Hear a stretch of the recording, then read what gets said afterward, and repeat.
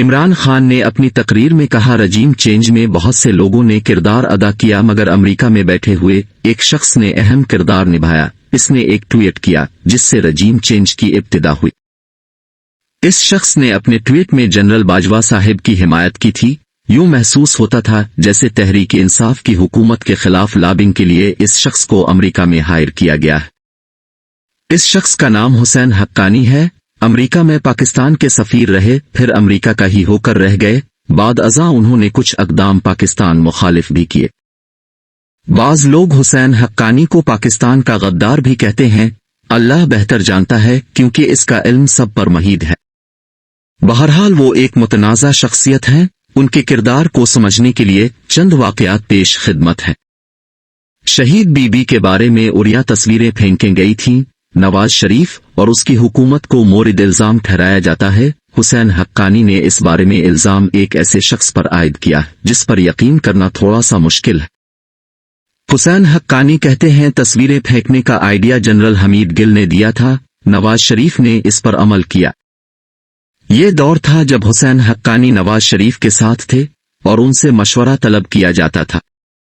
وہ کہتے ہیں میں تصویروں والی بحث میں موقع پر موجود تھا، سب کچھ میرے سامنے عمل میں لایا گیا تھا۔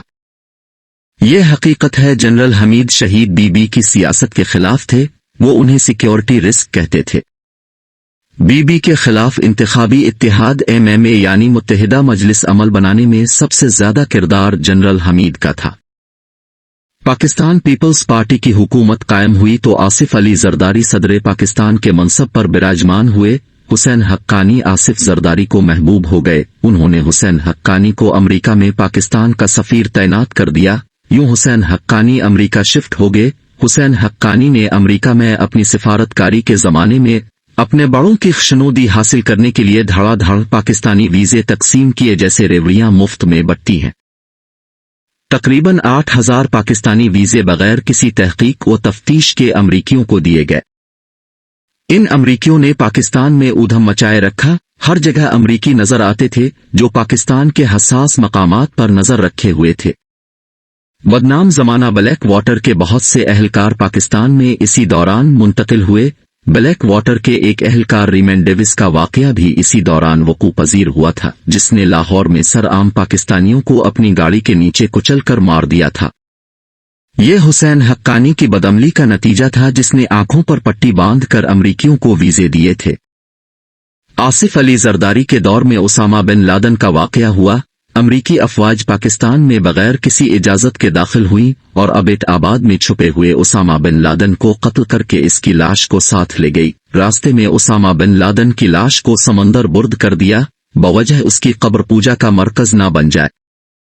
اسامہ بن لادن کے قتل کے بعد حسین حقانی نے امریکی اخبار میں ایک کالم لکھا جس میں انہوں نے آصف زرداری کے ایک واقعے کا ذکر کیا۔ حسین حقانی نے لکھا اسامہ بن لادن کے قتل کے بعد صدر آصف زرداری بہت گھبرائے ہوئے تھے، وہ افواج پاکستان سے متعلق پریشان تھے۔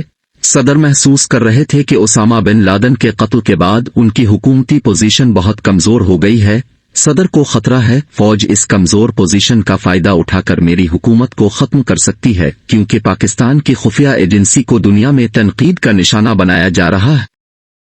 حسین حقانی نے لکھا کہ صدر آصف زرداری کہتے ہیں فوج کہیں میری اس کمزور پوزیشن کے پیش نظر میرے اقتدار کی بساط نہ لپیٹ دے، لہذا صدر آصف زرداری چاہتے ہیں امریکی مکہ میری فوج کے آرمی چیف کی میز پر ہو تاکہ آرمی چیف آئینی حدود میں رہے۔ حسین حقانی کا کالم امریکی اخبار میں چھپا جسے پاکستان میں شور مچ گیا۔ بات میمو گیٹ کے نام سے عدالت میں چلی گئی۔ نواز شریف بھی کالا کوٹ پہن کر عدالت میں آصف زرداری کے خلاف چلے گئے تھے۔ بعد ازاں نواز شریف نے تسلیم کیا کہ مجھے کالا کوٹ پہن کر عدالت میں نہیں جانا چاہیے تھا۔ کچھ عرصہ قبل آصف زرداری سے میڈیا کے نمائندوں نے سوال کیا حسین حقانی کے ساتھ آپ کے بہت تعلقات تھے مگر انہوں نے آپ کو بہت نقصان پہنچایا، وہ پاکستان چھوڑ کر امریکہ شفٹ ہو چکے ہیں۔ جواب میں آصف زرداری نے کہا تھا میں نے اس سے جو کام لینا تھا لے لیا، حسین حقانی اب جہاں جانا چاہے چلا جائے، اس کا کردار ختم ہو چکا ہے، مجھے اب اس کی ضرورت نہیں ہے۔ حسین حقانی پر پاکستان میں کئی کیسز بھی چلے جو بے نتیجہ رہے، उन पर अमेरिका में नाजायज इख्तियारात को इस्तेमाल करने का केस भी पाकिस्तान में कायम हुआ मगर नतीजा कुछ नहीं निकला। उन पर एक करप्शन का मुकदमा भी कायम हुआ। उन पर इल्जाम था कि उन्होंने अमेरिका में सफीर होते हुए $2 मिलियन की खिरद बुर्द की है।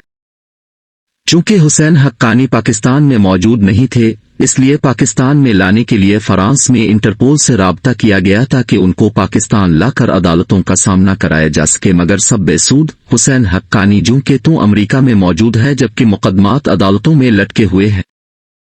अब यही हुसैन हक्कानी अमेरिका में इमरान खान की हुकूमत के खिलाफ लॉबिंग करते हुए पाए गए। उन्होंने जनरल बाजवा साहिब के हवाले से ट्वीट किए थे जो उनके हक में जाते थे। अलावा अज़ीं अमेरिका में तहरीक इंसाफ की हुकूमत के खात्मे में जितना उनका किरदार था इससे ज्यादा अदा करने की कोशिश की। चूंकि इमरान खान वजीर आजम रह चुके हैं, इसलिए वो उन अफराद और शख्सियात के बारे में इल्म रखते हैं जिन्होंने उनकी हुकूमत के खात्मे में किरदार अदा किया। हुसैन हक्कानी भी इन अफराद में से एक है। नाजरीन, वीडियो अच्छी लगे तो लाइक और शेयर कीजिए।